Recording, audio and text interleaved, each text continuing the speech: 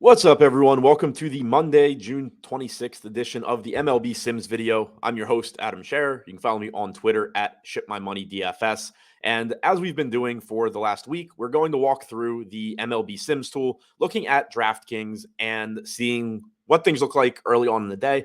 Obviously, this is all subject to change as lineups come out, ownership changes, all of that.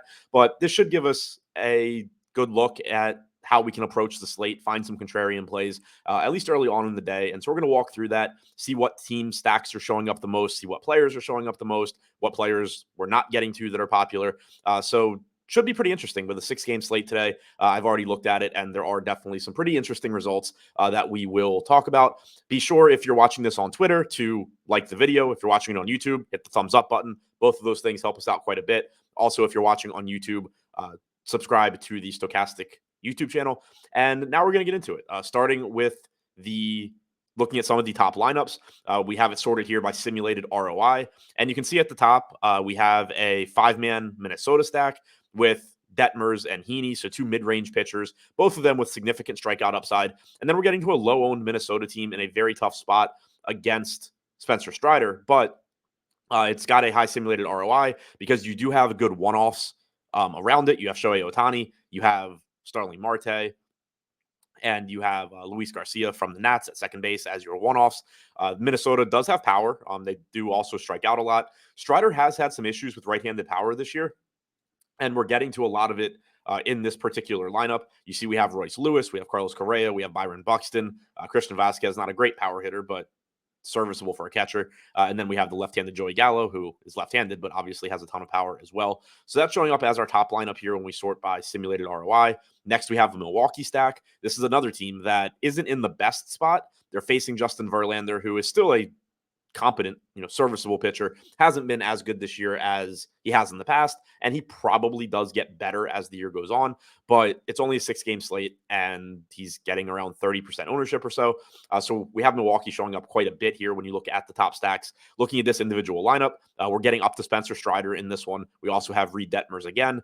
The 5-man Milwaukee stack, once again, Shohei Ohtani one-off, Zach Short, a value one-off from the Tigers, and then Ezekiel Duran, another relatively inexpensive one-off from Texas.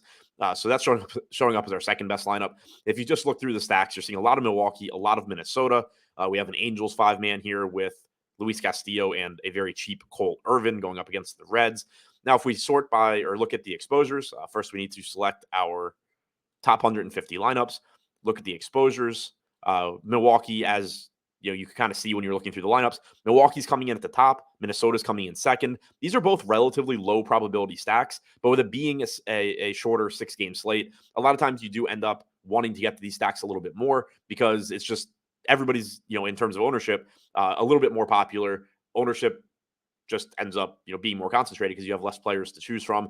And so it makes these contrarian stacks that offer you some leverage on the field look more and more appealing. In terms of stack score, looking at our top stacks tool, which obviously you can't see on the screen, but you can take my word for it. They're both coming in middle of the pack. 7% chance for Milwaukee and for Minnesota to be the top scoring stack.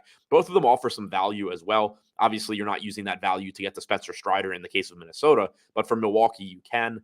So both of those stacks showing up quite a bit. The Mets are coming in third. There's a big gap after the Mets as we get down to that next range with Texas, Seattle, and the Angels. In terms of top stack percentage, the Mets have an 8.5% chance of being the top stack. They're fourth in stack score. So they're a little bit more higher probability team than the Brewers or the Twins are. They are going up against Colin Rea tonight, who's been solid this year, but doesn't get a ton of strikeouts. And the Mets do have a lot of good hitters. They're not particularly expensive. So we're seeing them show up third. In terms of individual player exposures, I mentioned it every video, but once again, our highest owned hitter coming in just shy of 30%. Always like to see that on any normal size slate because typically that's around where your highest owned hitters should be coming in, just given how frequently they're going to fail. Obviously, there are going to be some exceptions, shorter slates, course field slates, Shohei Ohtani sometimes, but more often than not, you're going to see hitting exposures come in like this if you are simulating a good group of lineups that reflects the field. So good to see that. We have 3 pitchers at the top, Strider, Heaney, and Detmers, all 30+% exposure.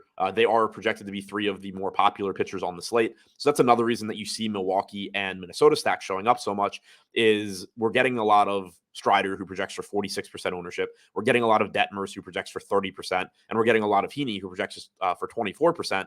So when you're taking on that exposure level at pitcher, you're going to need to be a little bit more contrarian with bats. So that's another reason why you see those Milwaukee and Minnesota stacks getting pushed to the top in terms of the best simulated lineups. Because when you look at aggregate ownership, Milwaukee is projected to be the third lowest owned team. Minnesota is projected to be the lowest owned team. So that's offsetting the pitcher exposures. Also worth noting, if we look at just pitcher exposure, Justin Verlander, not surprising given the stacks that we're getting to, but Justin Verlander only 6% of our lineups right now. That's the biggest fade that it looks like we're making at pitcher right now. He is projected for a little bit over 26% ownership. Like I said before, it is a good strikeout matchup against Milwaukee, but of the pitchers getting a lot of ownership, Verlander is having the worst season.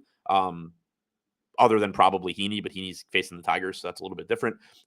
So eating the chalk on Strider, Detmers, Castillo, Heaney, no real issues with any of that. We're not getting to as much Verlander. We're getting to Cease as well. He's very cheap, gives you a lot of strikeout upside. So it makes sense, I think. Not that Verlander's a bad play. Like, obviously, if you're you can take a different approach and still get the Verlander. It's not like he's a bad play, but I don't really have any problem if you tell me that the one popular pitcher I'm not getting to is probably the worst of the group, especially because we are getting to a lot of Milwaukee bats against him. If you just look at overall exposures, not surprising, you're getting Milwaukee bats at the top with Adames, with Tellez, Starling Marte coming in. We were getting a lot of Met stacks as well. As far as guys that are from teams we're not stacking quite as much, Shohei Ohtani, not surprisingly, showing up a lot. Teoscar Hernandez, big-time power bat. He's in a good spot. Not in a good park, but good matchup against Trevor Williams, who has all kinds of issues with home runs. So it's good to see that, the one-offs we're getting to, the guys that aren't parts of those stacks that we're getting the most, are good, high upside, home run hitters. Julio Rodriguez, Adolis Garcia. So good to see all of that. And then one other thing that was noteworthy, Cole Irvin appears to be the value pitcher that we're getting to the most. 13% exposure for us. The field projects to be at about 8.5%. He is only 5K. He's not very good, but he is in a park that downplays right-handed power, going up against the Reds at only 5K. So makes sense that we're getting to him as a value piece. You can pair him with Spencer Strider and get to whatever, get to good bats. You can pair him with another cheap pitcher and really play whatever bats you want. So makes sense that we're getting there as well. One final thing I wanted to do is if we sort instead of simulated ROI, sort by win percentage, which I've mentioned before. I think the larger your tournament is, the more viable it is to take this approach, since everything is so top heavy and you're playing against 20,000 entries or whatever it may be. You'll get a little bit different exposures here. So if we select these lineups and look at the stacked exposure, typically you're just going to see flatter. Here it didn't really change. We have actually, I'm not sure if I sorted right, but so I'm going to double check that. But we have still Milwaukee still coming in at the top, then Minnesota. Texas got pushed up a little bit more. They're at 10%. Mets are still at 10% as well. So nothing changed too much here. A lot of times when you switch, you'll get a little bit flatter exposures, but it looks pretty much the same here in terms of stacks. In terms of player exposures, Strider comes down a little bit. Heaney goes up a little bit.